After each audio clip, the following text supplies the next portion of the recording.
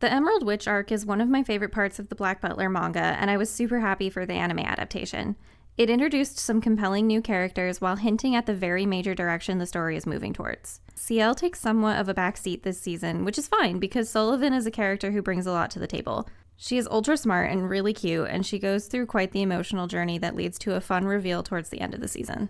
It was interesting to have the perspective of someone that's so immersed in the community that they're exploring as opposed to the school arc where the perspective was very much as an outsider. And the relationship between Sullivan and Wolfram was really heartwarming. I still don't really see how Ciel can have all this supernatural stuff going on around him and still question the existence of werewolves and witches. Even though he was onto something in this case. Ciel working through his trauma also means that we get to see a bit more of Sebastian in action on his own. I'm glad that they leaned a little harder into the demon element this season because it's obviously one of the biggest draws of the story. So I enjoyed the bits and pieces that they showed us of his inhuman nature that were not just impossible combat moments, although fighting the tank was pretty fun too. I love the adorable danger noodles, and Snake talking for them is a comedic element that I do enjoy. And the cast of servants also got to take part in the fighting this season, reminding the viewer of their true purpose and abilities. As someone who didn't watch the team form, it was nice to have them do something other than just to have a picnic this season.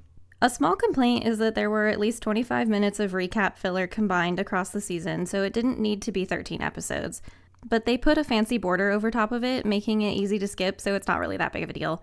From my completely biased love of this series, this season was a 10 out of 10.